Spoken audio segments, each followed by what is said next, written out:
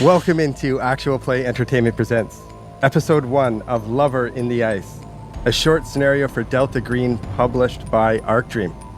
My name is Dave and I am the handler.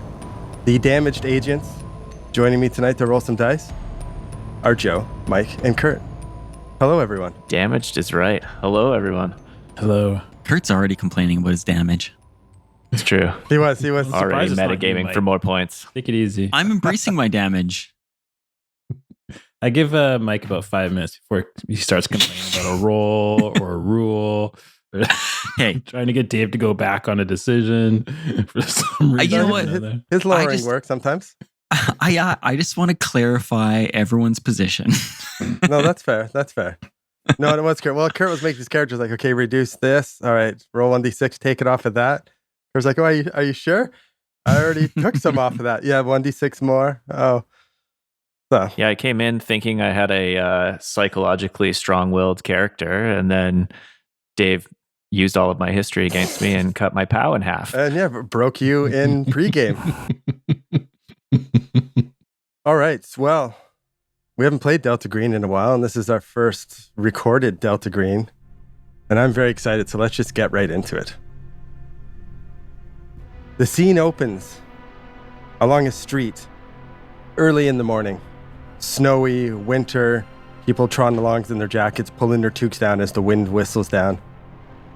The camera goes into a coffee shop of a heavy-set man. Got deep circles under his eyes, bushy eyebrows. The man takes his hat off, puts it on the table. As he looks up at the TV, just watching the news, the repeat 24 cycle of the news talking about snowstorms and National Guard being called into certain parts of the states as winter is in full force, especially across parts of Missouri. The waitress comes over and the man orders his coffee and his usual breakfast. She walks away smiling. His phone vibrates and he looks down at it, opens it up, sees a text message that says, "It was great to see you last night. I hope we can make it again. Maybe catch a movie?" He looks down at it and texts back, "Wrong number, LOL," and sends it. Closes his phone and puts it in his pocket. Reaches in a different pocket on his overcoat and pulls out another cell phone, powered off. He flips it open, turns the power on, and just sets it down on the table. Glances up at the news again, looks back down as his phone powers on and vibrates. He picks it up, enters a 3-digit code, and puts the phone to his ear, and he just hears static. Operation Bookmark commencing. GB224. Cipher. Redbird. Bravo. He closes the phone and puts it down. Sorry, miss. Yeah, I'm gonna need that bagel to go. Okay. Yep. Sorry, something came up.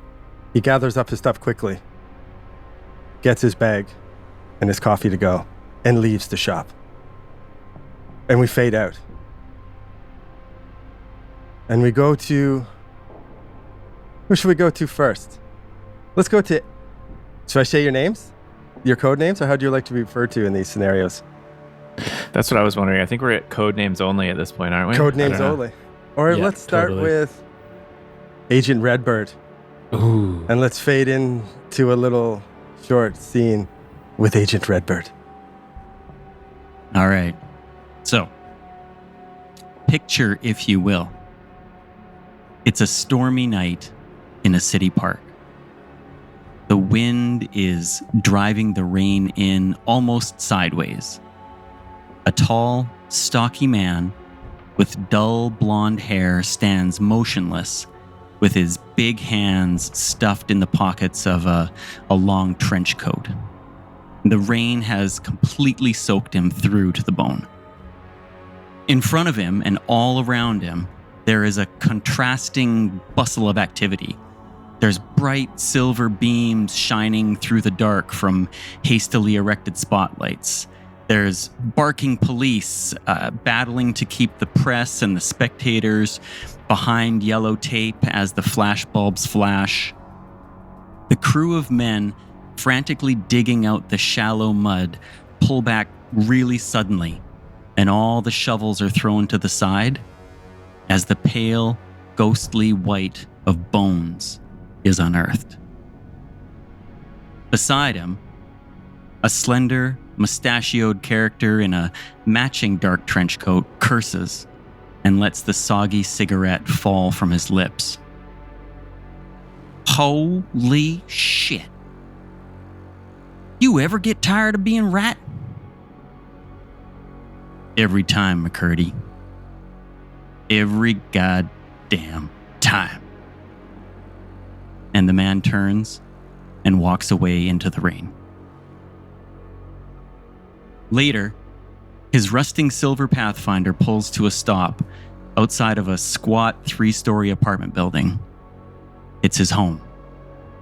The storm has turned into a shower, and he stares for 1 full minute at his thick white knuckles still gripping the steering wheel. Eventually, he pulls free, removes the key, and climbs out.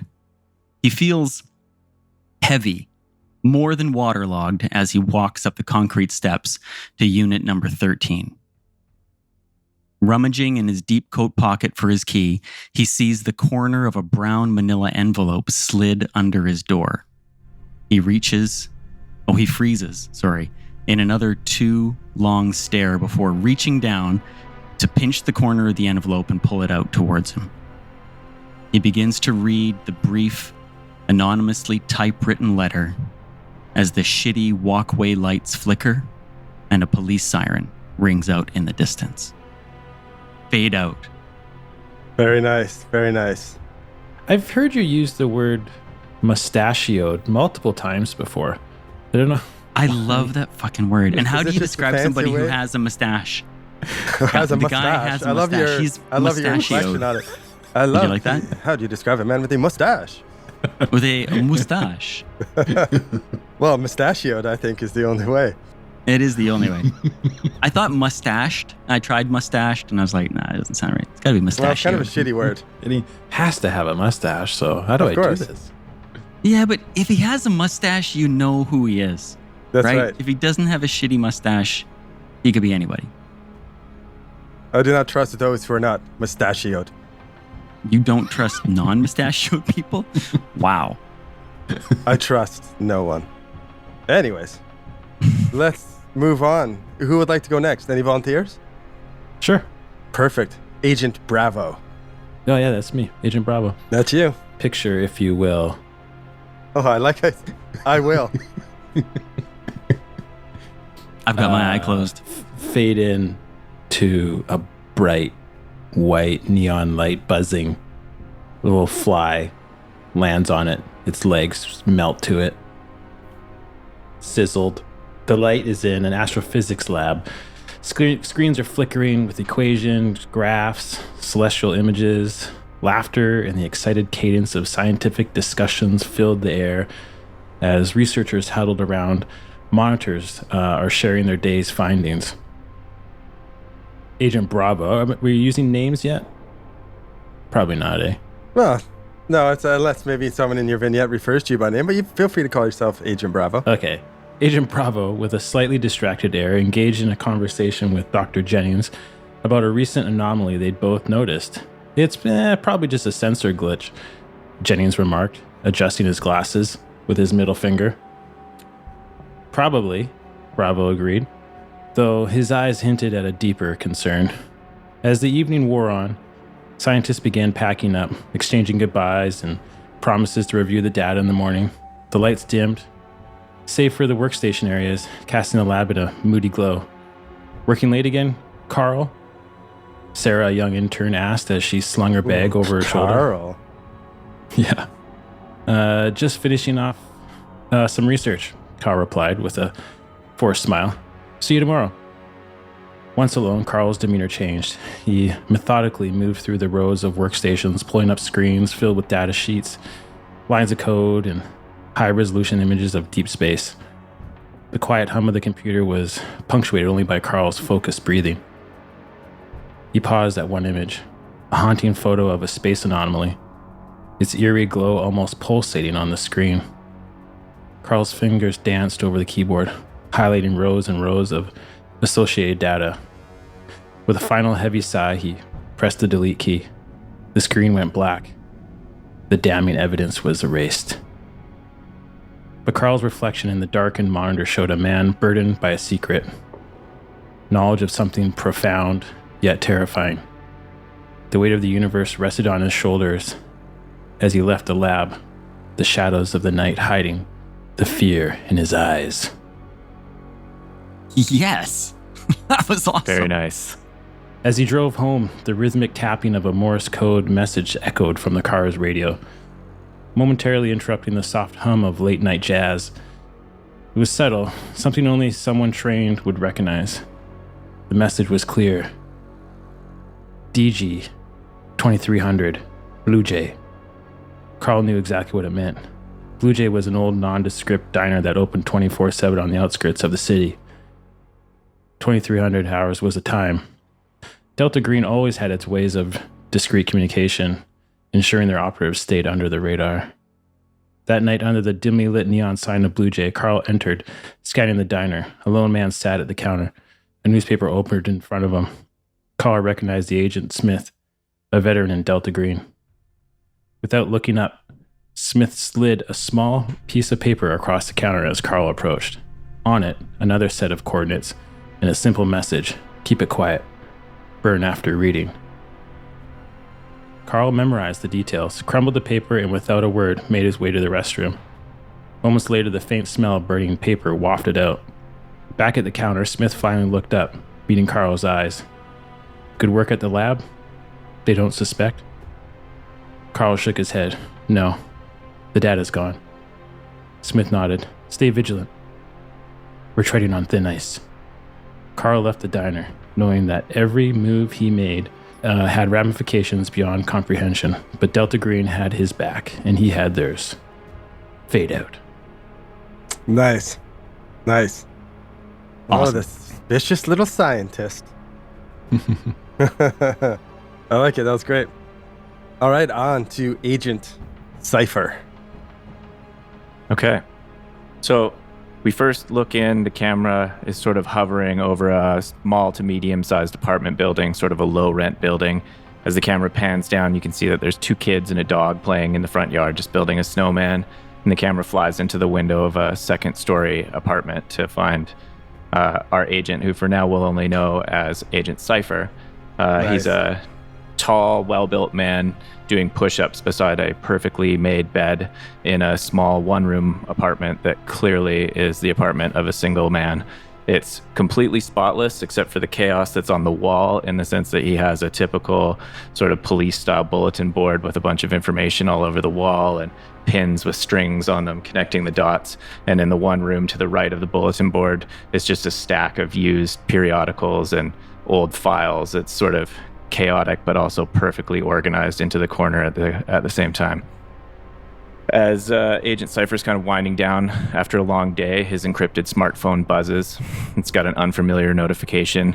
The screen just displays sort of a simple, unassuming message that says, "Unknown number, do not ignore." Intrigued but cautious, Jack opens the message. The screen displays a series of encrypted characters followed by a short cryptic message. I meant to say cipher. Strike that from the record. It's too late. Edit that out. That name is Scrub that in redacted. post. Jack.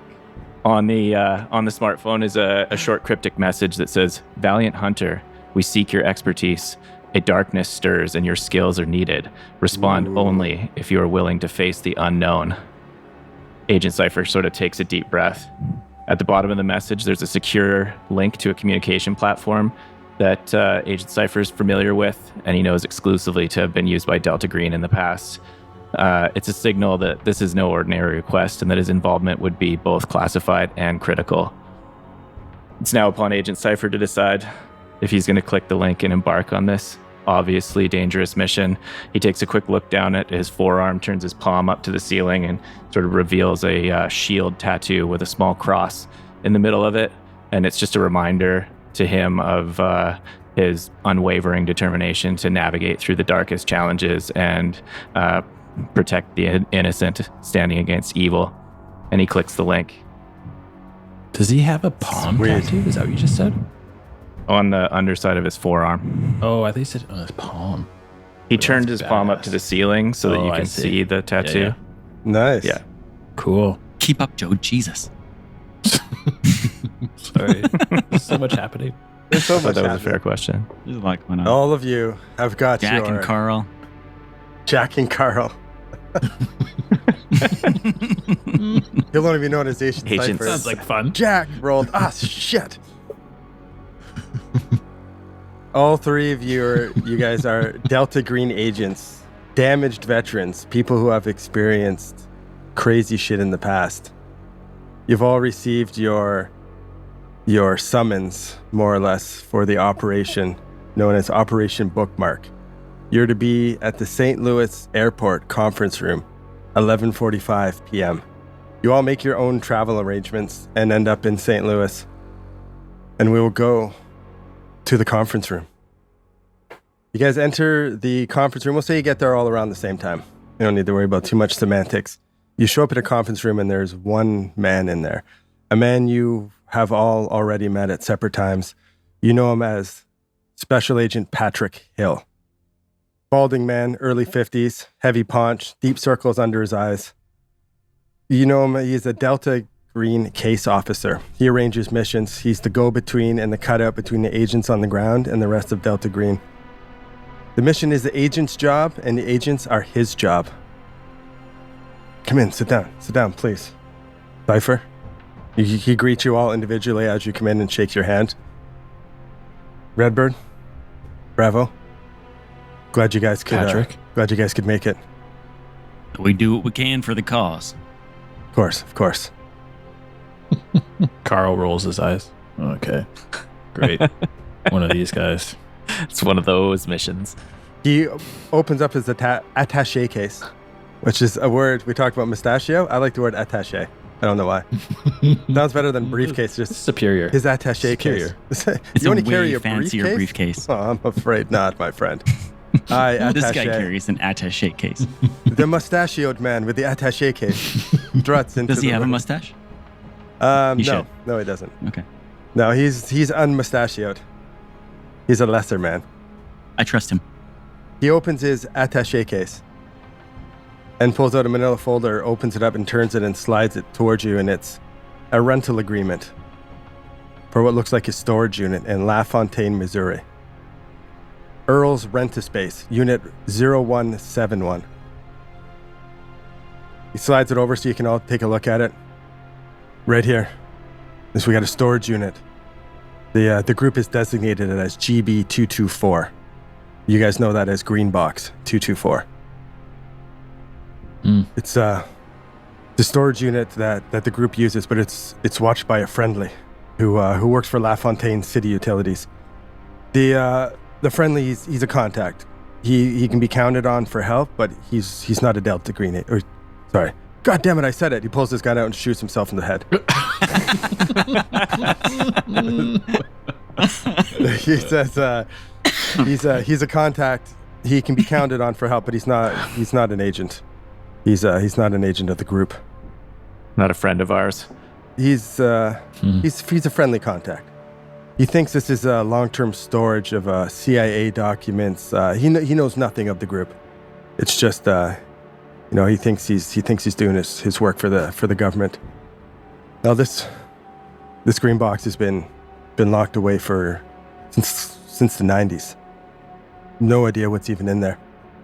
But one thing, we know that the silent alarm has been tripped. On the night of January 2nd, it is the 5th now, the alarm indicated a breach.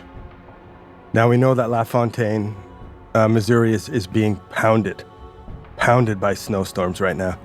You guys have seen it. It's all over the news. They got all that rain, and then the humidity changed. Everything froze. The whole town is under a block of ice, basically. Trees are down. There's phone lines, cell towers. Everything's down. It's been a couple days, and they've been trying to get shit sorted out, but you know how it is, man. Like it's fucked over there. The National Guard's in. They're trying to do everything they can. But all we know is that the door to GB224 has been open for nearly a week, and we don't even know what the fuck was inside. I've arranged cover identity for you all. And he goes back to his attaché case and pulls out credentials for the three of you. You guys are on a FEMA oversight group. I got you riding with a National Guard relief convoy. You're going to be driving all night. It's going to take you a while to get in there. The National Guard relief convoy is the only way into the damn town, man. It's the only way in. Everything is just fucked there. Things are frozen. Roads are blocked. He slides over the identification, and it's got all your faces, like your face. Each one's got your own identity on it. What names? What's your cover names? Oh, That's right. Put on the spot. yeah, no kidding. You're supposed to give him Nah. those. Yeah, No, you guys come that out with works. one. All right, you're Ballsack Peterson. No, I'm just joking. Just Okay. come up with. I'm coming up with my own. Fuck that. Yeah, just come up with I'm going to be Agent Shadow. Agent Shadow. No. He looks at you and he's like, "No, Shadow it's a normal. Stevens? It's a normal person name. Your FEMA oversight group. Oh. A normie name. A normie name, a civilian name, a civvy. Ethan Mark Clark. Thompson. There we go. Ethan Clark, Mark Thompson. And Donald Clark Glover. Ethan? And what's your name? Donald Glover? Donald Glover. I don't know why the fuck someone came up with Donald Glover, but anyways, he slides them all over to you. He goes, "Listen, He just types their name in there real quick and slides them over. they're already in there. It's just Yeah, coincidence." okay.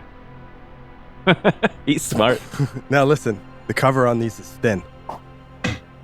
We're pulling this operation together at the blink of an eye. So anyone investigating this is going to figure out you're not FEMA. So don't push your luck. This is just so you have a name to say. I've also arranged office space at the city utilities company. You guys have a little bit of a home base there. That's where the National Guard set up. That's kind of like the hub of the government operations there. Like I said, you guys are an oversight group.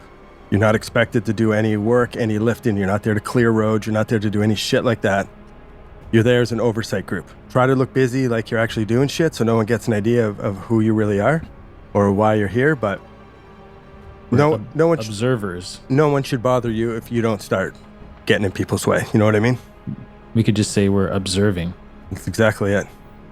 More than likely, man, these National Guards, the ones with like the boots on the ground, they're just going to be happy if you stay out of their way. No one wants a suit in the way, so just stay out of the way and no one should raise any questions.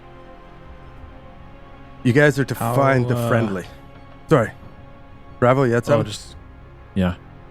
How far away is the container from the city utility building? It's not too far away. You should be able to get one of the little National Guard Jeeps. You should be able to go for a quick rip. The town itself is pretty small. It's a university town.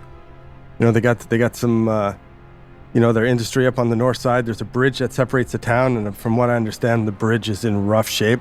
You basically can't get across it on vehicle. Frozen and just shit down on one side of it. It's a nightmare there. It's a fucking nightmare. You guys need to find the friendly. Skip Mills is his name. He's the one that's been watching over the green box. Learn what he knows. We haven't had any contact. Like I said, cell phone is down. We haven't been able to get a hold of him. We got no eyes on the ground. We don't know anything. All we know is that it's been a week and the door to GB 224 has been open. Where does Skip work? Does he have like a cover where he works? He works for the city utilities. Where I'm sending you, you should be able to find Skip. So Skip, sorry, you said No, go Skip ahead. doesn't work for Earl's Rent-A-Space? How's he keeping an eye on the sat if he's not on the sat? He's got the same, when the alarm was tripped, he would have got the same alert. His job is to basically make sure the rent's paid, keep everything in order. That alarm goes off, figure out what the fuck is going on. Now, sorry there, Patrick, but just to clarify quickly now. Of course. You said that the alarm went off 3 days ago, but then you also said that this all happened a week ago. So I'm unclear. Oh, that's a good, the night of, well, it's almost been a week. Let's see, it's nearly been a week, sorry. Been 3 days. Well, yeah, it's nighttime, so we're going on day 4. Sorry, All right. You're right, it's, perhaps saying a week is a little hyperbolic. It's been nearly a week. We're a little nervous. We don't even know what was in there. I understand. Steven, you're under a lot of Patrick, sorry, you're under a lot of pressure right now. Find Skip, find what he knows, and then go to GB 224 and inventory the contents. We got to make sure nothing's missing. nothing's been stolen, that nothing's missing. And if anything's missing, find it and get it back. Yeah, must recover anything missing. Do you have a inventory slip of what you think is in there? Thank you. I was just going to ask that. There should be. No idea. So how do you know if anything's missing? It should be in the locker. Everything should have been inventoried and locked in the locker. You should be able to find everything you need at the locker and figure out what the fuck's missing, if anything. So there should be a corresponding inventory list inside of the locker that we can measure against. But what if the inventory list is one of the things that was taken? If there's no list, then there you go. Bada bing, your first thing to find, the fucking list. Like, what do you want me to tell you? We have any idea of threats or unfriendly activity in this region that we should be aware of coming in? This locker hasn't been opened in, probably close to 30 years. Who might be interested in it being opened for the first time in 30 years? I don't know. I don't know if anybody would be interested in it. Hopefully you guys show up. Cell phone towers are down. That's why we haven't got a hold of Skip, but maybe Skip's got it under control. I don't. $10 says it's a meth head with an angle grinder. That's my bet. Well, it's a huge storm there. There's chances are that looters fucking tree fell on it. Who knows? I don't think there's a lot of looting going on. This place is a shit show right now. It's one of the worst storms that they've ever seen. Yeah. So Patrick, to be clear, we get to the green box, we open it up, courtesy of what's his name there? Skip is going to be able to get us in, and then we inventory the contents and find what's missing, if anything is missing. Is that it? Recover it. Recover. You determine if Inventory anything and has been recover. stolen or anything's been missing, you must recover it. 2 stages to your operation. Find Skip Mills, learn what he knows, inventory GB224, and make sure its contents are there. Anything's missing, recover it. at all costs. He looks at you. Very back at serious. Very serious. At all costs. I just slowly nod, locking eyes with him. He nods as well. Patrick, you're not fully telling us everything, are you? You don't have a lot of details, but if a tree fell in a storm in Missouri, I don't think you're sending the three of us. So, do you know a little bit more than you're letting on? Maybe I could try to roll a human roll or something. There's no. See if I can What's your figure him out. human? Naturally, what's his? 30. Oh yeah, 30. Well, if your human's all right, you don't have to make a roll. You don't think he's really holding much back. You say, I don't know what else to. We're sending you guys in because you guys were close. You could get here quick, and it's a fucking the GB224, man. It's a green box for the group. We're not sending just a bunch of nobodies there. We don't want the cops to check it out. We don't know what's in there. We have no idea. Could be nothing. Could be fucking monsters. I don't know. Who knows what was locked You away got in a there. gear drop for us at the. You got a gear drop for us at the city, city offices there. What do you need? Flamethrower. Weapons would be nice. Yeah. Weapons, you guys. Shotguns. I know your backgrounds. A couple of you guys already carry Oxytorch. firearms. Yeah, you can get an oxytorch. That's no problem. I don't know about getting you a bucket load of shotguns or anything. We don't even know what's in there. We got to keep this cover thin, boys. You got a couple of FEMA guys walking in asking for shotguns and fucking all sorts of shit. A torch is fine. We can get you a torch, but we gotta lay low, fellas. You understand? I how was it more is. imagining you'd try to deliver it to the city offices. We'd pick it up when we get there, but I guess the snowstorm's going to kind of shut that down. Well, here, listen. And he reaches into his attaché case and pulls out a burner. I enjoy it every time. A burner phone, and slides it over to Cypher on the table. You communicate with me through that. It's not secure, so don't fucking flip open the phone and be like, "Hey, boss, we were at GB224 and there's a fucking ghost that's you know what I mean? Just be smart about it. Assume that everybody is listening. Everybody. I always assume that people are listening. Now that FEMA convoy is leaving pretty soon. Do you guys have anything else? What else do you guys need? I assume you two and he looks at Redbird and Cypher. You guys have firearms? You bet. I certainly do. He looks over at Bravo. You have anything to protect yourself with? Not yet. You got some for me? You know how to use a pistol? He does that. He Rolls his eyes. He smiles, and he gives you Of course I do. gives you a pistol. Where's the silencer? I don't have a silencer. Figures. Fucking duct tape a Coke bottle to the end of it. I don't know. It's just in movies. Doesn't actually work. He laughs. Trust me. You're a scientist. Guess you'd know that What are you shit. laughing at? What's so funny? Jesus Christ, you're fucking serious. Okay, all right, listen. Did our, right, did our Bravo's handler a little just out touchy. him as a scientist? Wow. Oh, What's that? oh no, he Huh? just made his list, didn't he? Oh my God, you're gonna kill your handler. This fucking guy knows too much. We gotta take him out. Okay, I'll find my own silencer. Do you guys got any other anything else? I gotta get out of here, but I've been here too long. Yeah, you have been. Nothing. He let you guys keep the manila folder with the rental agreement, so you guys have the locker number and like the address of where it is.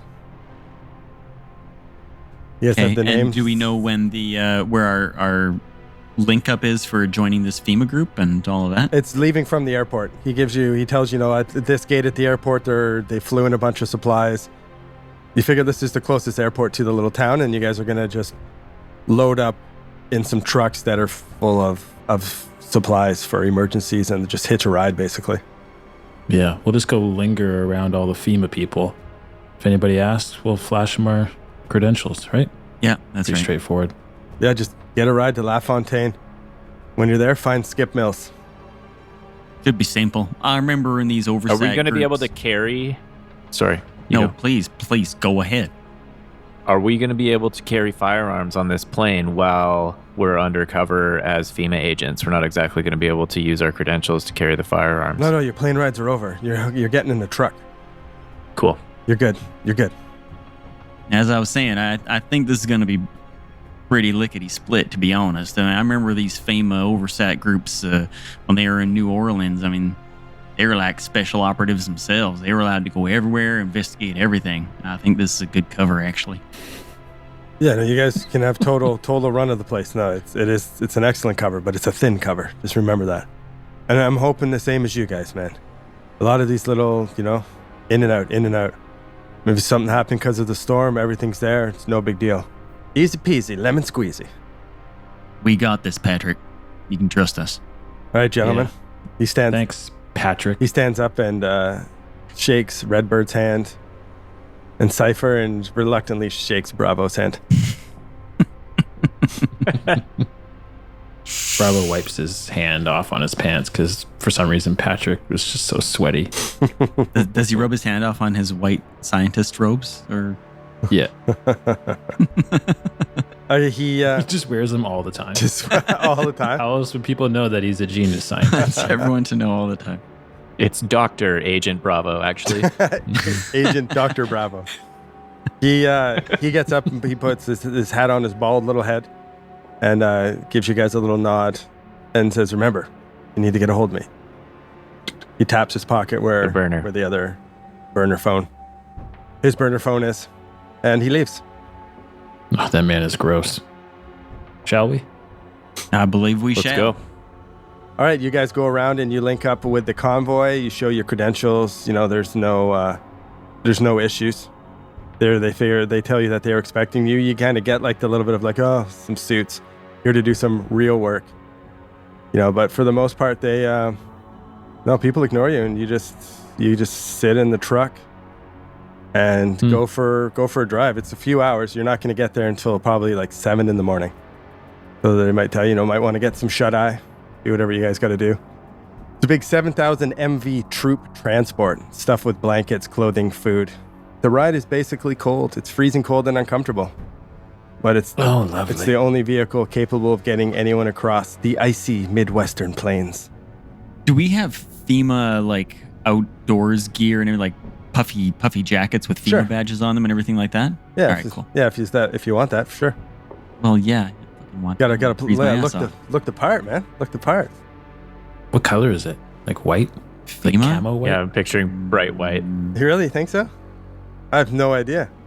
I guess I instinctively just go to like the blue and yellow lettering, just because that's like Yeah, that makes sense. my default. Yeah, it's blue and tan. It actually looks a lot like firearms and tobacco uniforms. But Hilarious.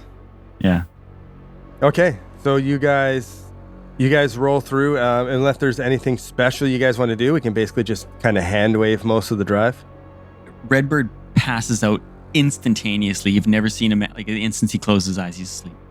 Cypher stays awake all night. Does not sleep for a second. Doesn't even look tired.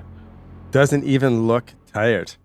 Okay, there are exhaustion rules for Delta Green by not sleeping. I laugh in Bravo's the face thinking of the the whole time. exhaustion rules. He laughs at the exhaustion rules. Okay. Amazing. No, that's fair. Wow. It's good Wow. stuff. Good Let stuff. me flip to the index of the book and make sure I'm brushed up on my exhaustion rules. Agent Cypher, meanwhile, is just scanning the horizon, looking for movement at all times. Take another -10 to your POW. As a result of the exhaustion. Joke's on you. I can't lose that many. Joke's on you. That puts me in the Without a negative. break. Yeah. Cypher, halfway through the ride, looks like Redbird hasn't moved. His eyes are still closed, but he says, so, how many missions this for you? I lost count a few years ago.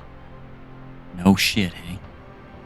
I don't mind telling you this is only my second or third. But actually, I suppose I would not be vague on that. I would know exactly. I was how going to say, many it's my it is. second or third. I can't remember how many times I've been sent on a secret mission.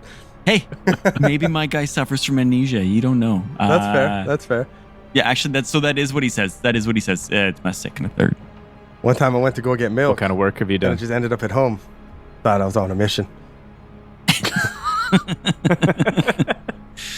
Sorry there, Cypher. I interrupted you. You had a question for Redbird? What kind of work have you done? Tell me about your missions. Well, now we're not really supposed to get into those all that much, Oh, but come on, give us a little hint. Hey. We all do it. Come on. you awake? Are we like alone at the back of the truck, or are we just like sitting around with a bunch of FEMA people right Of now? course I'm awake. No, you guys Can't can be. sleep if It's up to you guys. You guys can try chat. to squeeze in a cab, squash between some National Guard, FEMA people, or you can be in the back with all the equipment and just have a private ride. Yeah, we want to be in the back, I think. Hey, guys? Yeah. We don't want to So we make can have conversation. private conversations Yeah. about past missions. Come on.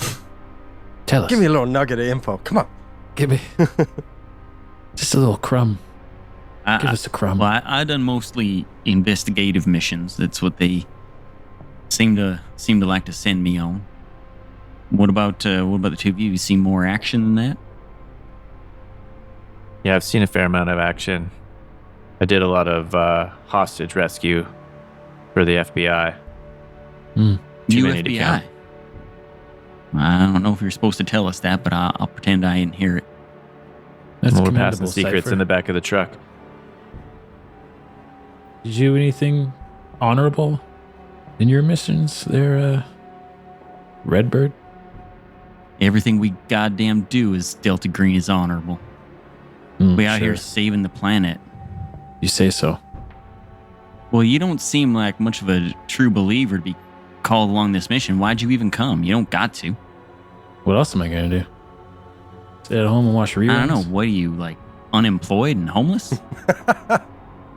Excuse me? Well, presumably very you have important something. person. Well, clearly, all right. Well, I can tell you. But I can't tell you about that. Okay. And I won't. Well, I ain't asking, so don't worry about it. Well, good. But I'm important. And I've done pretty amazing things, so. Well, being a scientist can be a very important job. I understand. Anyways, we there yet? Yeah, 100%. You guys have your conversation, and you guys slowly dose. So, Cypher, you're staying awake the whole night? You haven't slept. You're going past the normal time of I should have slept by now. All right, this is sounding like it's not even fun anymore. Maybe I'll just take a little nap. No, it's good, man. You're good. No? All right. You Ready for role Hey, play. you never know. Something might happen where Ready you for be role-playing. awake. you Yeah. you stay Yeah. you stay up the whole time, pushing your limits. Okay, you guys roll through, and a lot of the time, it's dark, and you're just going through the plains, and there's not really too much going on. Cypher, you notice that daylight's starting to come up, and it seems like you've hit like the edge of town. Going through, looking down, you see nearly every road that you pass by, every side street. There's trees falling down, phone lines, power lines dangle everywhere. You see emergency responders that are out. There's National Guard out, like chainsawing away, trying to clear roads. You see that as soon as like light comes, they're on it. They're trying to get this shit sorted out. Judging by the way things are going, though, it's slow. Only the few of the major roadways are even cleared and salted. You see it's just like a blanket of thick ice over the whole fucking place. You guys, you end up you pull up into a parking lot. The parking lot of the city utilities. You see trailers have been set up, like FEMA and the National Guard. This is kind of like their headquarters, like their home base. All these temporary, trailers and just like sites for people to hang out and store things. You can tell that it's been set up because of the emergency. You are dropped off in front of the city's utility buildings, and then the truck, they like, all right, this is where you guys get out. You're gonna be looking for Tanya Cambria. She's the one in charge around here. You guys get out, stretching and yawning, except for Cypher, who's on meth or coke or something. He's just managing to Wide awake. push through the whole night. The truck leaves and joins the rest of the vehicles in a multiple parking around back, and you see them like start to unload things. This city's utility building, even though it is 7 o'clock in the morning, the sun hasn't been up for very long. You see it's clogged with activity. There's people there, like residents. You hear people like trying to get in, they're trying to complain, they're trying to figure out what's going on with their power. It's been a week, 10 days at most, even. Like the storm's been there for a while, and some of these people probably haven't had power for quite some time. They're trying to pack in like cattle. There's people who are pissed. Overworked receptionists doing their best to calm the crowd. You see exhausted linemen trudging in and out, carrying equipment. Just, it's a national emergency. People are exhausted. People are working around the clock. It's a shit show. A woman approaches you, a short woman with a ponytail. She's wearing, she's dressed up in her warm winter clothing. She introduces herself as Tanya Cambria, and she's with LaFontaine. She works for the city. You're the FEMA response team. I was expecting you. This is it? There's the three of you? That's right, ma'am. That's right, man. Sorry if I'm a bit frazzled. I haven't had much sleep. As you can tell, this is a bit of a clusterfuck. I was told to basically just find you a space to set up. You don't really need me for much. I assume I don't believe so. Nope. If you can find us a place to get ourselves set up, then we'll be right set. Okay, there's you even see she kind of looks exhausted, and she looks down, and you even see like there's tree branches through some windows in the city utilities building, like everything's that she's like, I had an office set up for you down there, but as you can see, we've had some windows smashed out, some tree limbs went through. It's been crazy, but I found you some office space in one of these trailers. It's used by a city utilities guy named Skip Mills, but he's been off sick for like 3 days now, so we haven't even seen him. Oh, Skip. I was hoping to run into Skip. He's actually an old friend of mine. Oh, really? I thought it was quite a coincidence that I got sent here. I thought I might look him up, see if he wanted to grab a coffee, but that's too bad to hear that he's sick. Anyone have a Hue Mint at 30% or better? Yes. Sure as hell do. Nope. Redbird and Cypher, you guys talking about Mills, you see she's a little uncomfortable. Something seems a little off, and she's kind of like, well, he hasn't been here for 3 fucking days. So you can use his office. Let me show you where it is. Pardon me, you got any idea why the gentleman, has anyone been around to check his place? Is he all right? Probably snowed in or something, right? Like Probably typical for everybody in this area right now. Well, he has made it to work since the storm. There's been no contact. He went home sick and no one has heard anything from him. And if I'm honest with you, I'm a little concerned. Well, I'm concerned because I know the man and I haven't heard from him, so I hope he's okay. My genuine, empathy for humans. But part of me's a little pissed off as well. Like, we're in a fucking state of emergency here, and this guy, like, he better be pretty fucking sick because he's leaving a lot of work on the table for other people to pick up. And so hang on there, Tanya. There's hang a good on. chance. I'm sorry. The gentleman could be quite ill at home. Now, listen, we're just ramping up, but I reckon that we've got a bit of time to go over and check on this gentleman, make sure he's all right. Why don't you give us his address? I'm sure that my friend here, Ethan, is keen Mr. to Glover, catch up with his do friend. we really have time for that? I don't know. Oh, I don't know if we really have time for that. We gotta get set up here. And I reckon we do, Ethan. Don't you think we have time to go and find Skip Mills? I think. I guess he is a good friend of mine. It would be nice to see him. Well, see, there you go. See, I hate to think of your friend home there alone, puking his guts out. He might need a ride to the hospital. Could be snowed in. I'm sure we have a bit of time. Neighborly. Would that be all right, Tanya? Could we do that for you? Yeah, and he did look pretty. He looked pretty ill when he was at work a few days ago, and it was weird. He had these scratches on his face, and I asked him a little bit about it, and he didn't really say too much. But I don't know. When I came to drop off his mail, he just stared at me, and it was fucking weird. I didn't like it. So I hope he's okay. And if you guys, like you said, he's a good friend of yours. If I'm sure in his office, she starts trudging across the parking lot, pulls her hood a little tighter as the wind starts to blow and pick up a little bit. She comes over to one of those portable trailers that's just set up like a construction trailer. This is Mill's office. Yeah, you can set up whatever you need. It's isolated, it's private, and it's heated, which is super important right now. Fucking cold. But, we're super busy. We're not going to bother you guys. So do what you need. If you need anything, you can come find me.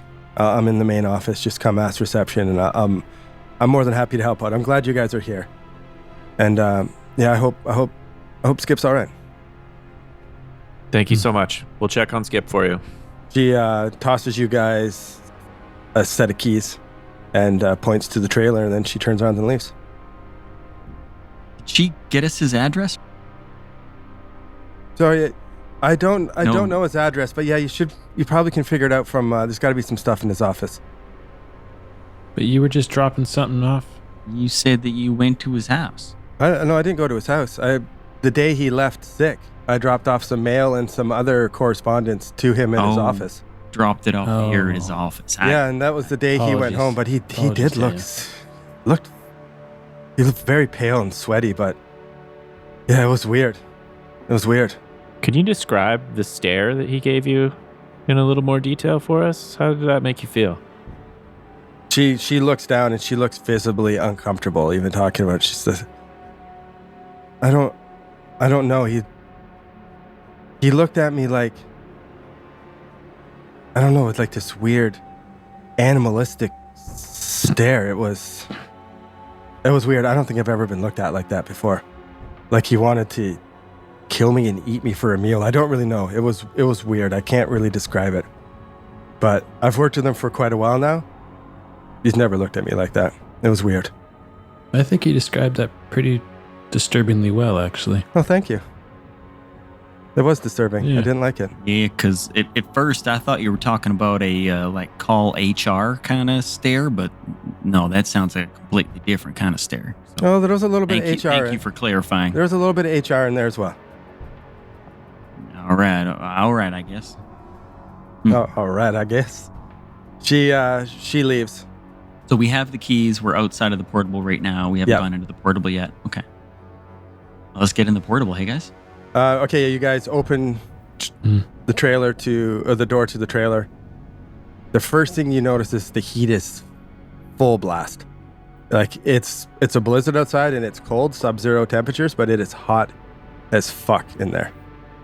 You take a peek in. Jesus. You see a few fold-out tables. There's a desk and a computer. A little bathroom in there. It's got like that cheesy 70s kind of wood grain interior kind of deal, you know what I mean?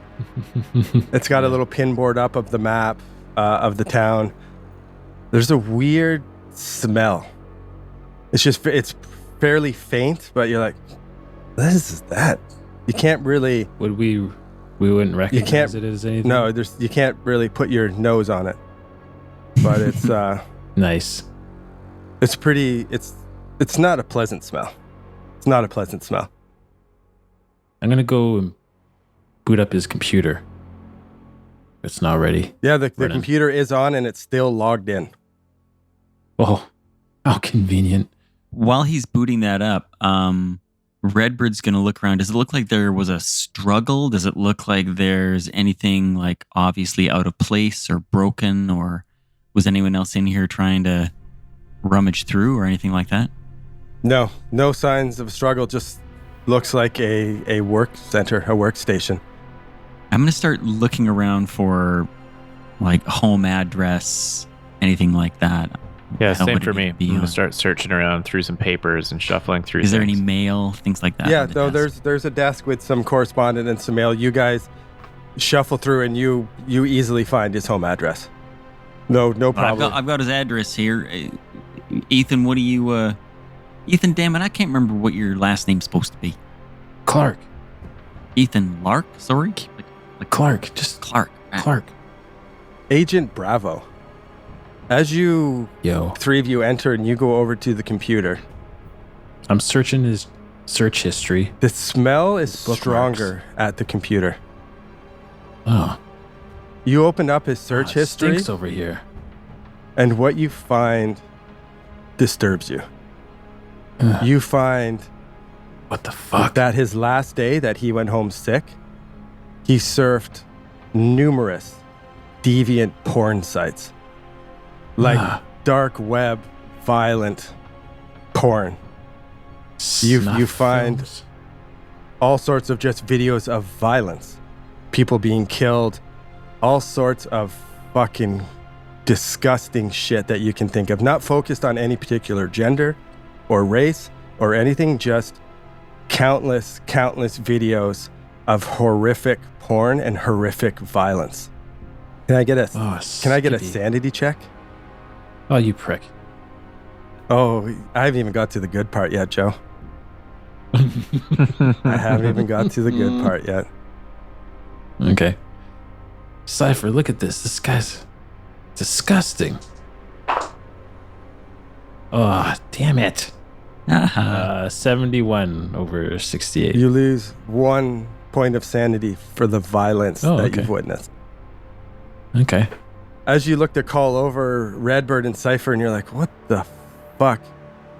You shift in your chair to turn towards them, and you feel like the front of the chair is hard and crusty. You feel it, and you look down, and you look on the underside of the desk, and the underside of the desk is covered No. in semen. No, it's not. Oh, for fuck. Oh, no, it's not. Covered No. in semen. Do I lose another point for helplessness? No. Oh, good. I'm gonna start like retching there at the computer's like, and I just start like waving to the other guys. I'm like trying to hold it in. And I'm standing up and then like pointing at the computer and under the desk as I go to like the door to get some fresh air. Jesus Christ. Okay, you guys also see the list. I don't know if you're clicking on any history or you're searching, but They would see everything that Yeah. I was pulling up. you would see everything. Oh. I would need a sanity check. If they came over and looked, I don't know. It's up to them. Yeah. Cypher's not going over and looking. I saw your reaction and I just stood there shuffling through the mail still. Red That was probably interesting. Oh, well. Redbird looked for sure. Yeah, make a sanity check for me. All right. 05 under 60. Whoa. You've nice. Googled this before. He doesn't phase you.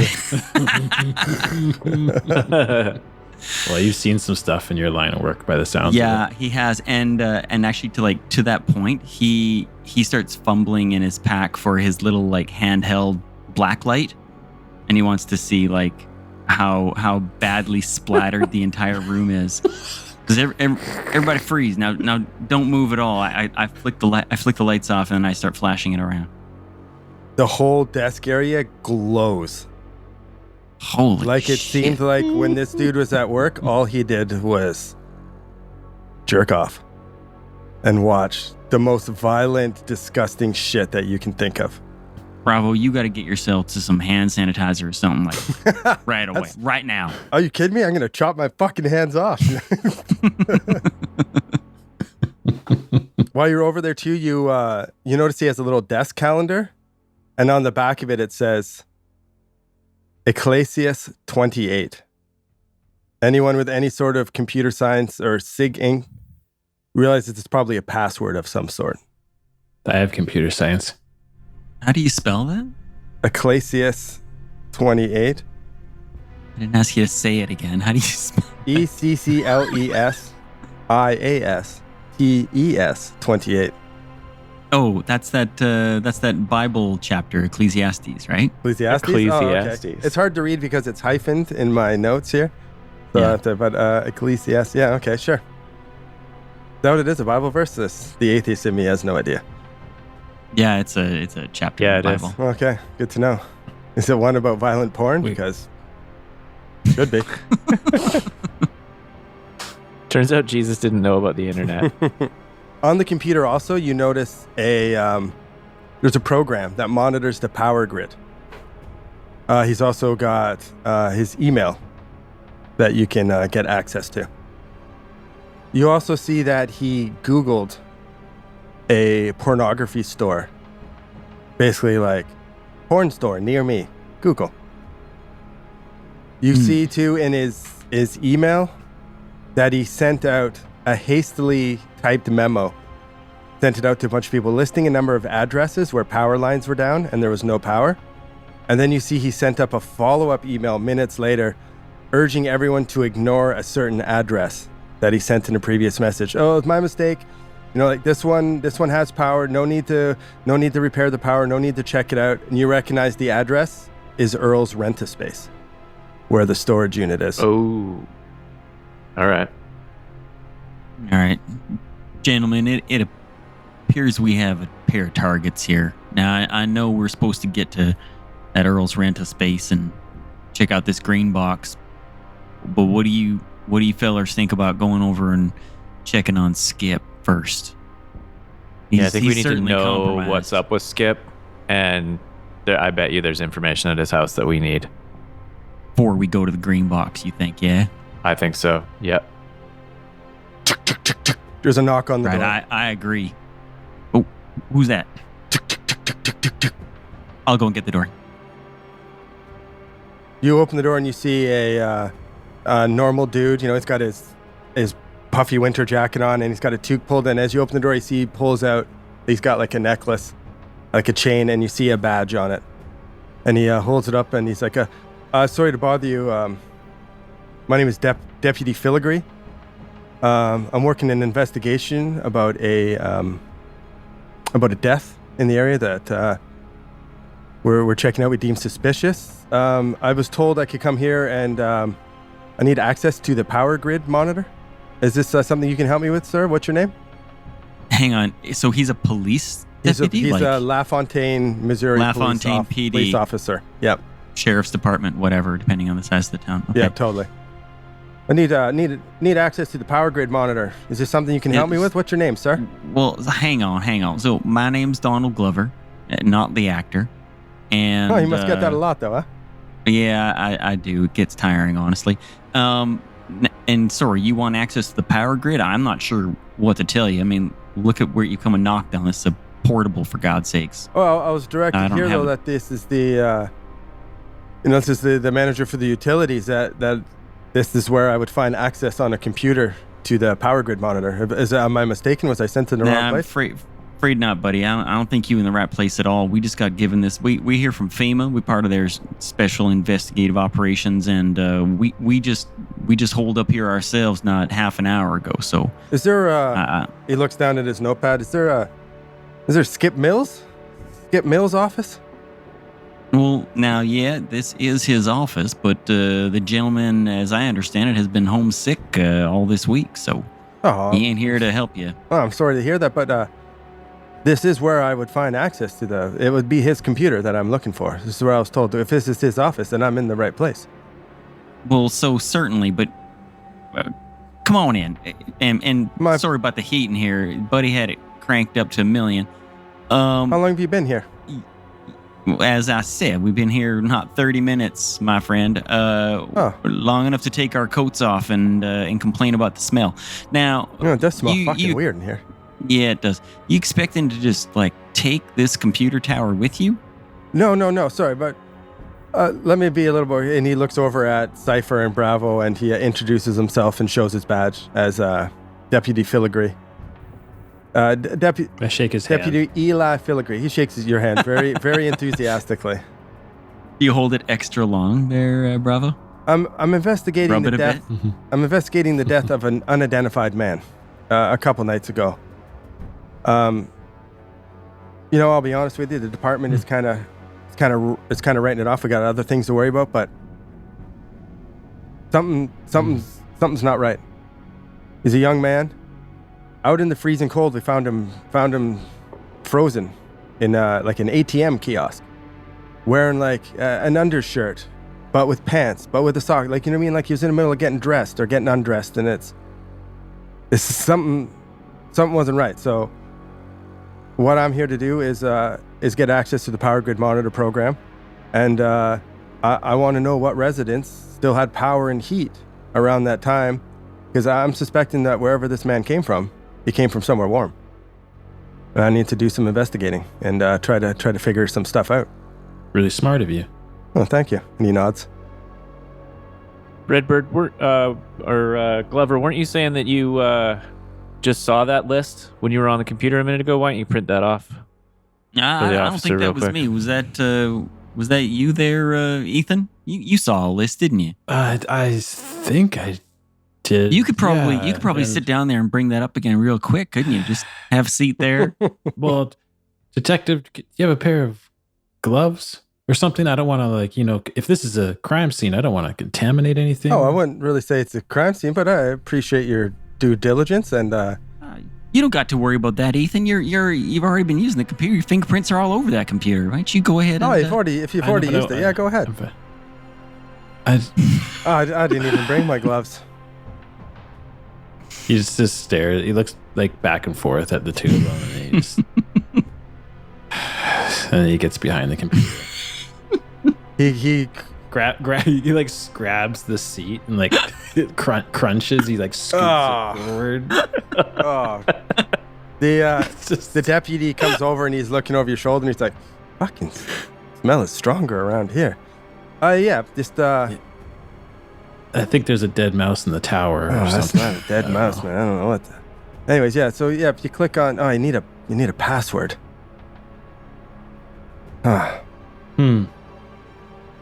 Well, I guess that's it then. We don't have a password, so. Damn. Guess all that was for nothing. Is there anything Darn it. around here? Starts searching around, looking at some things. He's trying to. Can I try and sneak the password quickly, like pretending that I'm helping him look, but actually like Sure. sneak it? What do you want me to roll to do that? Oh yeah, like You could just- grabbing you a could just sheet give to it to look me. underneath it. but Yeah, it's you like just give it to me. Yeah. I'll get you. He doesn't suspect you're trying to do anything. He's not really paying attention. He looks around and like flips through some papers and stuff, and he's like, "Damn. Okay, well, listen." He pulls out his wallet and hands you a card with his number and his name on it. Eli Filigree. You could just place it on the desk for me. That's fine. He looks at you weird. It's like, oh, okay. Puts it down on the desk like fucking city folk. Now, if you find anything out about this, there's just something not right. There's something not right about this. As representatives of FEMA, we are here to research and observe the town in any way we see fit. I'm just curious, are there an increase in strange deaths in the last few days? No, it's just this one in particular. Something's not right about it. I don't know, like you guys work for FEMA. I'm a detective. I'm a law officer, and sometimes you just get that feeling that when something's not right. I would trust your gut. Redbird kind of snorts a bit when he says that. Because he's just a deputy and he's playing himself off like he's a detective. You got an issue there, my Ooh. friend? No, sorry. I got a nasal condition. Listen. I respect you guys have a job to do and all that, but listen, if you need anything, I can help you out. And he taps the card on the desk and puts his toque back on and pulls it down over his ears and goes, well, take care, gentlemen. Certainly, detective. Stay safe out there. Stay safe. Nice to meet you, officer. Nice to meet you too, sir. And then he leaves and closes the door behind him. Once he's gone, Cypher reaches over the desk and takes his card and puts it in his pocket. Okay. You believe that kid playing himself off like he's some kind of detective? Yeah, Big fish in a small pond around here. I guess so. You guys, does anyone have law or criminology? Yes. Yeah. Yes, I do. All right, all of you. Yeah.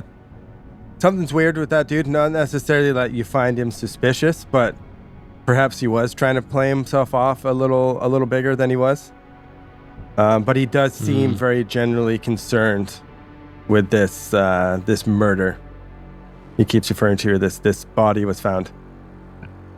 We're pretty sure he was actually a cop. Yeah, you're pretty sure he's actually a cop, but you think that Redbird's probably onto something like, well, he's not really a detective. There's something up about this investigation about what he's doing. Something seems a touch off, but you can't really figure out what it is. Yeah, it's a real roundabout way to investigate a death. Like, you find a guy without many clothes, and so you assume that he came from a house that had power. I mean, there's any number of ways he could have lost his clothes.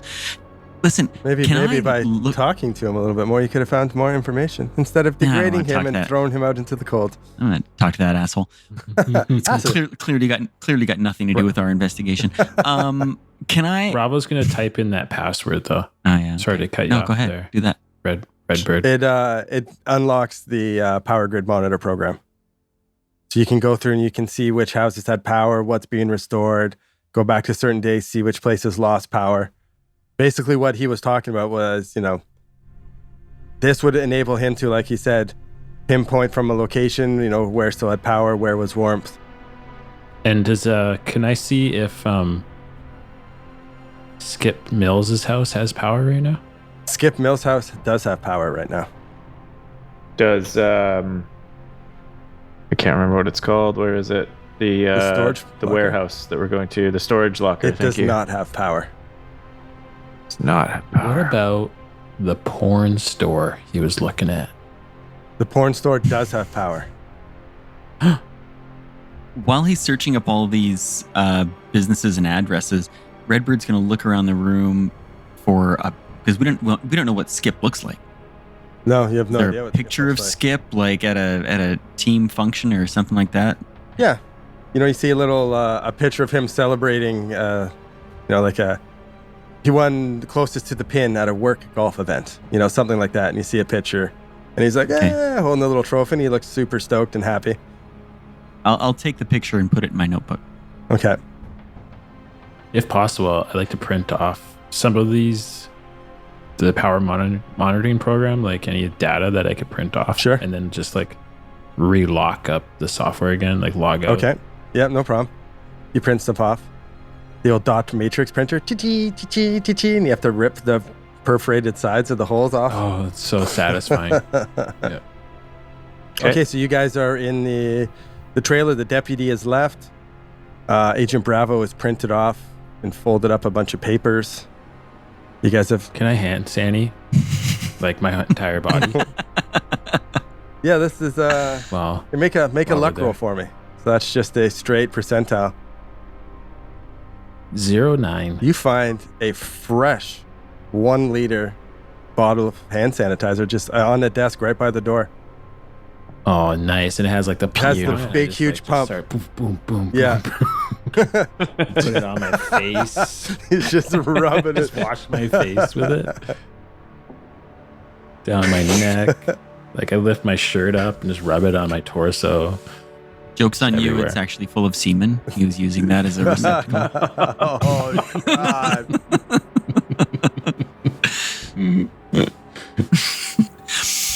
Well, let's go check out Skip. Well, now, Yeah. gentlemen, is there any way we could look for a bite to eat around here? I don't know about you, but I'm famished. I ain't eaten since shitty airplane meal on the way to St. Louis there. Hey, Cypher, how long are you going here without sleep? Just a little longer. A little longer. Once the mission's over. I love it. Let's see here. I wouldn't say you're extremely exhausted yet. I'll save it for a better time. There's ways to combat that too. Like you can There say is. that you do literally take like Do you, no-dose pills or, Yeah, or stimulants, cocaine chain or smoking. Yeah, chain smoking, hammering Red Bulls. You can put it off for a few hours once you start to feel the effect of just being fucking All right. exhausted. But I don't think you're quite there yet. You're just tired. I'll wait for the Cthulhu monster to come out of the sewer to start murdering you first before I give you all your minuses. And I'll be like, oh, I need a coffee. I'll just take my Red Bull out of my pocket. Minus 20 to POW. What? Oh, POW is one of the minuses. I look forward to doing that to you again. All right, so what do you guys do? So, okay, Redbird wants food. I saw a vending machine. They're totally Oh, in the there'd be hallway. vending You did? machines. Yeah. Perfect. That's all I need. Yeah. I got some change.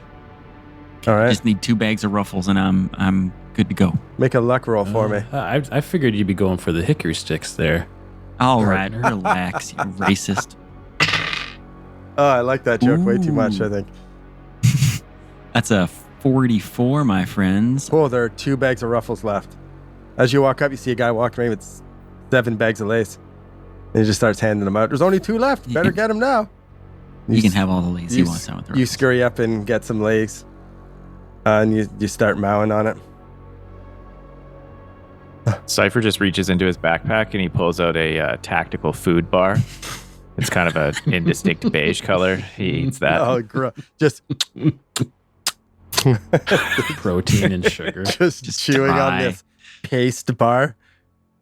It's better than Ruffles. Drinking a gallon of water to wash it. Yeah, right? Just to wash that shit down. Oh, that's a million times better. Now, listen, weren't we supposed to have a Jeep? Where do you think we go to find that Jeep? Should we look for that Tanya lady, eh? Yeah, there's got to be some keys around here somewhere. You find her like frantic, well, not frantic, but just busy. She's going through and she sees you and she nods and you look like you want to stop her. So she comes over and she's like, everything okay? You got into to Skip's trailer? There was a detective that was looking for his trailer. I think somebody sent him over that way. Did you find him too? Yeah, he talked to us. He couldn't find what he needed and then he left. Oh, that's too bad. Okay. Is there anything else that you guys look like you need something? We were just hoping to get the keys to that Jeep off of you and then we'll get out of your hair. Oh yeah, no, for sure. We can get you keys to something. Go talk. And she points over to a National Guard dude who seems to be, directing people and taking this net. And you go talk to him, and he gives you keys to a truck. All right. Tells you that. Perfect. Yep, you use it as you need it, but return the keys here when you're done. Be careful. There are Thank you, sir. Not a lot of the streets are cleared. So even having a truck with these big ass meaty fucking tires on it, it's still going to be tough to get around. You happen to have a map of the streets that are cleared? No, I don't. Just assume if it's a major road, it might be cleared. If it's a side road, probably All not. right. Does the truck look pretty capable? Like, Yeah, it's a pretty capable truck. You'll be able to can get through the most anything. snow-filled streets, and it'll be a bit slippery, and you take your time, but you're not like barreling over, falling down trees, or off-roading in it. But you should be able to be fine going through for the most part. Any of you particularly good at driving a truck like this in these conditions? Redbird's going to assume that Cypher's a really good driver. I'm a pretty Yeah, good Cypher, driver. You look like you're a good driver. I'll drive. Somebody else get out a map and pick a good route to Skip's house for us. It looks like a lot of clear roads. You can get a map from Skips, or you can fucking punch it in the Google, whatever, but you find a nice, easy route to his house. It's really a couple miles away from where you are. Okay, you guys hop in the truck. Cypher's driving. Make a drive roll for me. Not that it's really going to impact anything. I just want to see how the drive goes. Oh boy. Fumble. Critical fumble. 25 under 40. Oh, no problem. Oh, He's nice. handling it pretty good. Your confidence in Cypher as a driver is reassured. Redbird thinks he might be a little bit better of a driver. Oh, you sense that. You have good human. You sense a little... I just sense that. You drive into this neighborhood's a bit dilapidated. It's not the nicest neighborhood in town. There's actually quite a few residents on the block that are foreclosed, places that are boarded up. It looks like, even though there is power to most of the homes in the area, it looks pretty desolated in this area. You see Skip's address and you pull up to this small little 2-story house. Nothing special. The yard's unkept. It's not a fucking shithole, but it's not a nice place. You guys park, and as you start to walk up the driveway, one of the first things you notice is the windows. All the curtains are closed, but as you take it closer, it looks like the windows have been taped up from the inside. Like they've put like cardboard over the windows and like taped them completely. So you can't see in at all. You can't see shit. Okay. So not like... Is there any light peeking out? No light through the... whatsoever. As you get up closer, you just hear music. Heavy metal blasting in this house. Like Metallica. Darkness imprisoning me. All that I see. Absolute horror. Just pounding from the house. All right. You guys trudge down the driveway and come to the front door. Bravo's gonna like slowly pull back the slide on his handgun, just to make sure there's one in the chamber. Cypher knows that there's one in the chamber on the hip holster that he has, but he has a hand on it. Yeah, same with Redbird. He looks at everyone else. He's glad to see that everyone is armed and looks like they halfway know what they're doing.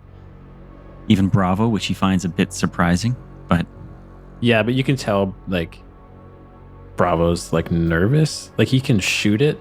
He's pretty good with it, but you can tell like he's not comfortable. The fact that he might have to use it to actually defend himself. More of a shooting range kind of guy. Then let's shoot people in the street kind of guy. As we approach the door, Cypher actually looks more comfortable than he's looked to you guys the whole rest of the trip so far, talking to people. Redbird turns to Bravo just quickly under his breath and says, "Nah, don't worry, pal. You just stay a few feet back. I think that our friend Cypher here has everything well in hand, if you know what I mean." Just pay attention, okay? Well, I'll be paying attention to everything. Cypher's going to quietly check the door. I'm not going to knock or make any noise. I'm just going to see if it's locked. Unlocked. I crack the door just enough to see if there's light inside. You see the light, that there is a little bit of light on. It's not really a lot. You see more like light from multiple TV screens and multiple monitors. Again, the heat is just unbearably hot. And there's a smell. The house reeks of organic decay. Does Bravo recognize this smell? Yeah, he does a little bit. He recognizes it a little bit from the desk, but there's also other smells mixed in. Oh, God. That makes it even more vile and disgusting. Cypher's going to attempt to stealth Cypher, the hang door on. open. Hang on. You think we should do a perimeter first before we go in, or? I thought you said to trust him. Well, I kind of trusted him, and then he didn't want to do a perimeter, so now I'm asking if he wants to do a perimeter. You just didn't do it the way you were going to do it. All right, fine. Go ahead, Cypher. You know what you're doing, I guess. I'm going to stealth the door open so that I can take a peek in and see if I can see these computer screens or anything. You open the door and peek in, and it looks like that this room, the main living room area, has been turned into a sickening tribute to the flesh. The walls are plastered with pornography of every shade, pictures of abhorrent violence and mangled bodies. You see some of these are printed off from the internet, some are purchased from magazine. The whole wall from floor to ceiling has been taped up with just awful, gruesome scenes. Multiple TVs and computer screens, all of them are just replaying violent images on video. Just disgusting, horrible acts of violence and sex. You don't see anyone in the room, and you hear sounds like the music is coming from upstairs. There looks like there's a staircase to the right in the room a little bit that leads to the upstairs, and then it looks like there's not a doorway, or a doorway, but with no door that looks like it probably leads into like a kitchen area. Cypher looks back and signals that we should sneak in. I kind of make a couple steps forward and signal for them to follow me. I stealth my way in, checking all the angles as I walk into the room. You check all the angles, you don't see any evidence of anyone around. The smell of decay and just rotten flesh gets stronger as you get further into the house. I draw my gun. Redbird draws his gun too. He makes his way through the doorway. He's a really big guy, actually, Redbird. So he has to push the door open a little bit further to get through it. But he pulls out his gun and he starts moving forward. He's moving slowly. He's not like in a military crouch like maybe Cypher is, but he's moving slowly and checking everything. Okay. Heavy metal still just blasting from upstairs. Super fucking loud. Where does everybody go in the room? If the door that you enter is on, let's just say for the sake of it, like the south wall, on the east wall, you would see is where the staircase going up. Straight ahead is just a wall. And then to the left looks like it goes into the kitchen area. I'm heading for the kitchen. Going left. Okay. Who was following? Redbird was second? Redbird's gonna... would I stay by the door and watch the stairway? I'm gonna stay by the doorway and watch the stairway, make sure nobody comes down the stairs behind us. Smart. Bravo's going to follow Cypher. Okay. You guys start to enter and you look into the kitchen. It's surprising, nothing super out of the ordinary. One thing you do notice as you go through, and then especially once you get into the kitchen, because the living room is plastered with just smut and filth. The kitchen, you look around and the first thing you think of is someone besides Skip Mills also lives here. And it looks like it's more of like a feminine motif. Like you see like little mugs and little things that what you gather from it is that his mother lives here as well. That it looks like that this is like his family house. He lives here, but this is his mom's house. That's the kind of thing you get. As you guys are looking in, and Redbird, who's watching the stairs, you see someone come down the stairs. And judging from the pictures you saw, it's Skip Mills. Completely head to toe naked. Fuck me. Semen dripping from the end of his penis. Just covered in sweat and like breathing heavy. Like, and he comes down and he stops and he sees the three of you and he goes, "Who are you? Why are you in my, you shouldn't be in my, who are you?" And you see he's just taking turn looking at all three of you. Redbird's not pointing the gun at him, but he's raised it up like at a 45 angle and he says, now stop right there. You Skip Mills? Is that you?" He nods. Yeah. All right. Now listen, we're here from FEMA. We're here from FEMA.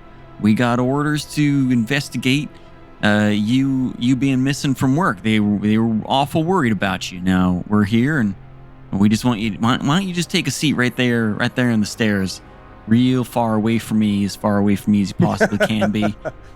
Bravo and Cypher, what do you guys do? Is you don't hear him come down the stairs because of the music so fucking loud, but you hear conversation and you turn and you see this. You see naked Skip Mills standing there, and then Redbird calls back, I got him. I take a less aggressive posture and I lower my weapon a little bit. I'm still ready, but I'm not trying to look threatening to Skip. And I'm just letting Redbird talk. He takes a few steps towards Cypher and Bravo. Whoa. Well, He's on the stairs, though, He's right? on the bottom floor now. He's come down the stairs. Oh. You didn't really... The way I kind of pictured the stairs would be a little bit hidden from view of Redbird, like you wouldn't be looking directly up them, like kind of like the bottom corner, you know what I mean? I sort of was looking like directly up them because exactly that. Like we didn't want someone coming down the stairs. Okay, fair enough. Surprising He's us. Yeah. Okay, yeah, he's at the bottom though. He steps off onto the bottom All floor. right, no. Now, Skip. That's you, right? You're Skip. Yeah. Now you just Skip. You just stop right there. Okay. You shouldn't be here. No, we absolutely should. Actually, it's our job. We're FEMA. I point at the badge on the jacket. Say FEMA, emergency response. We need you to sit down right there. We got a whole bunch of questions for it. First of all, we're happy to know you're healthy. Now you're all right. Is that right? I see some scratches on your face. Now, what are those from? Do I see scratches on his face? I'm all right. I actually feel pretty fucking great. Well, that's He takes a couple steps reassuring. closer to Cypher. How's he walking past me to Cypher? If Cypher's on You're other the side? okay. He takes a couple steps towards you then. No, now I keep telling you. Now I want you to sit down. You said your can I gun order is him? not pointed at him. Is that correct? No, it's like pointed at his feet, right? It's like 45, like it's in front of me, but I'm not aiming it at him yet. You shouldn't be here. You shouldn't be here. And he kind of like puts his hand up to his head, and then he looks up at you and smiles, and he goes, "But you are here. You are here." And he lunges at you with quick speed Fucking son of a... and grabs onto you and pushes you against the wall. As he's sitting there staring at you, you see sweat dripping down his face. "But you are here." And his head snaps back.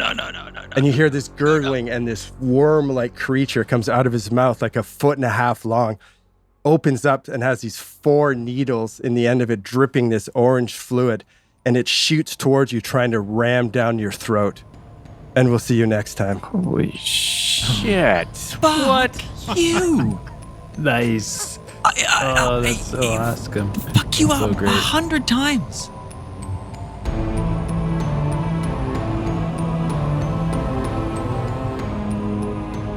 Thank you for listening to another episode from Actual Play Entertainment. Please rate us, review us, and subscribe. If you liked what you just heard, give us 5 stars and tell your friends.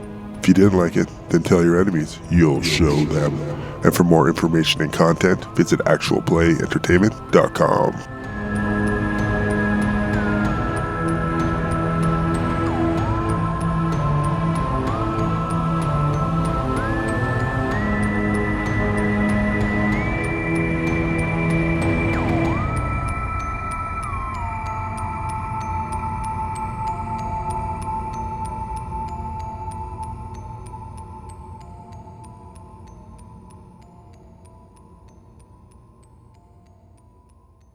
Hey, I'm role playing here.